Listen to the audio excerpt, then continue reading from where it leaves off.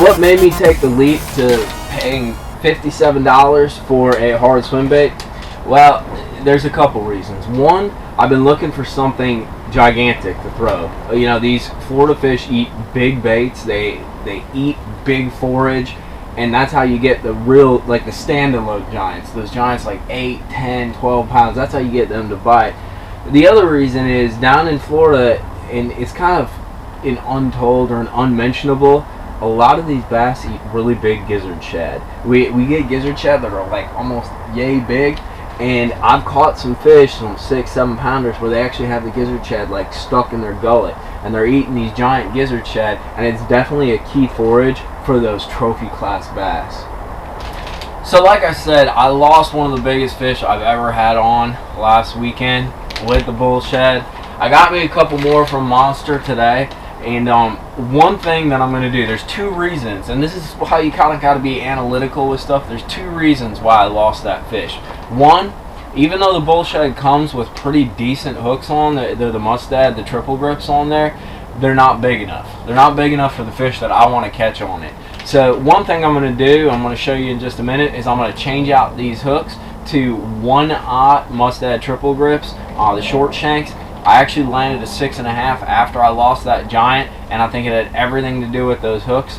The other thing, and this one I'm going to show you too in just a minute, is what I'm throwing it on. You know, I picked it up kind of randomly, wanted to try it out on a spot that I've had some success on, and I picked it up, put it on a random flipping stick with 25-pound fluorocarbon, and just had at it. And literally 2 casts later, boom, boom, and I got this giant on it, and it wasn't the right equipment to be throwing on. I couldn't manage the fish, I couldn't play the fish. I ended up basically ripping the bait out of the thing's mouth because I just wasn't prepared, both from an equipment standpoint as well as a terminal technical standpoint, to handle the fish that are going to bite this thing. So let's jump into how we're going to mod out and what we're going to throw this Bull Shad on. So the Bull Shad comes with pretty beefy freaking hooks. I mean, they're not bad hooks. They're pretty good stock hooks. However, I like this side of the hook better. It's a lot bigger. It's got a bigger gap on it. It's a bigger barb, and it's got kind of just a more like triple X kind of feel to the actual steel. It really grabs those fish and holds on. It's what I use on all my spoons when I'm trading out my spoon hooks and that. So that's definitely one thing that I'm going to be trading out. All you got to do is grab a split ring pliers, just like this one, and pop these jokers off.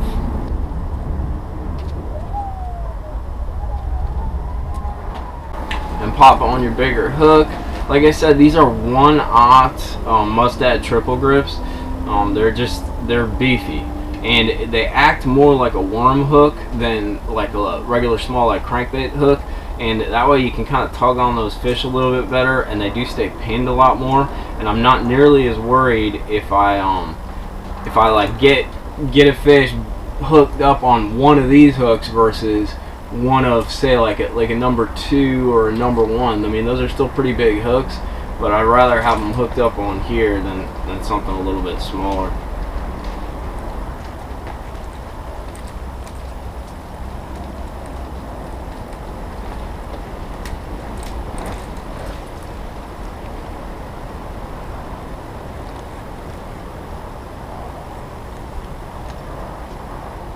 So maybe you're asking yourself, you know, I already paid $56 or $50 for this bait. You know, that's a pretty high price.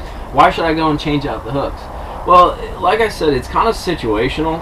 You know, the fish that I've hooked with this, granted, I fished it literally for like a half an hour, hooked one of the biggest fish I've ever had on, and then caught like a 6'9" or a 6'10".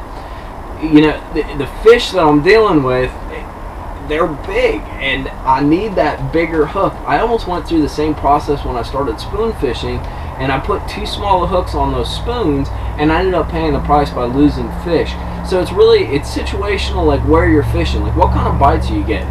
You know, it's just one of those things. Like you talk about, you know, if you're fishing further north, those smaller hooks might be perfect because they're going to give you better hookups. It's a clean kind of smaller hook, so it slides right through the fish's mouth. But when you got a fish that's like 8, 9 pounds, that's just thrashing all over the place and freaking trying to buck on you, like you need something beefy to hold them down. So you really got to take it from a context standpoint, and a lot of fishing is about that. Like, it's context. There isn't one rule that works across the board, so you got to approach it so it fits where you're at, what you're doing, and the kind of fish you're catching. So I got this joker all rigged out. You can see those are much bigger hooks on there. They kind of fit the bait a little bit better, and they're definitely going to land me a Gigantosaurus Rex tomorrow. Now that we got this Bull Shad all rigged out, got the hooks changed out, let's talk about what we're going to throw it on. Like I said, I made a mistake in the first place in using too heavy of an action of a rod and too heavy a line for the application I was trying to do. You know, in some cases that might be the way to throw it if you're throwing it in shallower water or maybe around heavy cover. What I was actually doing is using it to target some shell bar schools that I had found and trying to get a bigger bite out of them. So what I actually needed was one, kind of the lightest heavy line I could get away with, and that's why I chose 15-pound fluorocarbon like I got right here. Basically, why I'm doing that is I'm trying to sink this bait down to anywhere from 15 to 25 feet of water. You basically need to count the bait down, 1/1000, 2/1000, kind of down to whatever depth you're trying to go to. And then by using that lower diameter line, it also keeps the bait down there as you're reeling it in. So number two, what rod am I throwing it on? Like I said, I started off with too heavy of a rod, a 775 Palo Endurance. They don't make them anymore, but basically it's your heavy flipping stick. It's what I flip a 1 ounce, 1.5 ounce jig with. So I actually went down to the new 775 Max 3D, which has a much softer tip to it. It's got a little more moderate play in the tip. It's a lighter rod, just by a hair. It still gives me the length so I can throw that thing a mile, but it has more play in the tip, which allows me to sort of let that fish eat the bait, suck it in, and I'm not jerking so hard that I'm going to rip that bait out of the fish's mouth. So it'll allow me to play that fish a lot more, and that's what happened with that 6'8", 6'9", is that I hooked up, I felt her kind of like load up on the rod, got a good hook set, a nice just sweeping hook set on her, but then I was also able to control the fish because I had more tip to play with instead of just jerking and having just a super heavy flipping stick kind of feel to it. Because it's almost, to an extent, you could say it's a lot like heavy duty crankbait. You need beef to get the bait out there, land the fish, hook the fish, but you need a bit of tip in order to play the fish because you're still dealing with treble hooks, even if they're gigantic. So I'm all ready to go here. I got my Bull Shad rigged up. I got a spare extra one I got from Monster because I ended up hanging one, which was kind of heartbreaking, but it was definitely worth it because I got a giant bite on it. One last little tip I'm going to throw in there. Some guys are going to want to put a split ring on that nose right there. You can see it's naked the way I have it tied. I got the bait tied directly. You definitely want to tie these baits directly to your line. You don't want any split ring or any clip on there. Why is that? Well, the action this bait gets has everything to do with that line tie and getting tension on the nose so that the bait actually swims and rolls through the water. If you put that ring on there, it's going to create kind of a different wobble and you're not going to get that sort of gliding smooth action that you're looking for. A couple more little quick tips when you're fishing it. My big bite came on a pause. So when you throw it out there, I'm actually counting it down and sinking it down, and then I'll slow reel it back, and then you put a pause in it, and this bait will actually turn a little. It won't do a figure eight, but what you can do too is you can make a little, just a subtle twitch of the rod tip, which is going to make this thing almost turn back, and it's going to swing back around. So putting that pause in there to kind of keep it at the depth level you want, as well as putting that twitch occasionally in there. Remember, subtlety. This bait is for big fish. Big fish move a little bit slower. Kind of want to slow roll it, subtly twitch it.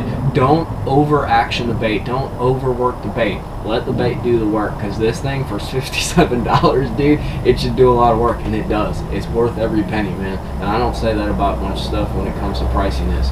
This thing is pretty killer. Like I said, I picked up mine from Monster Fishing.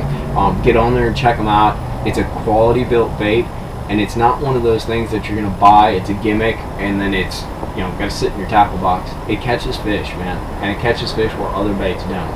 So give it a try. This is the Bull Shad, and we'll get back out there tomorrow, and I hope those giants are still swimming around, because I got me the right bait.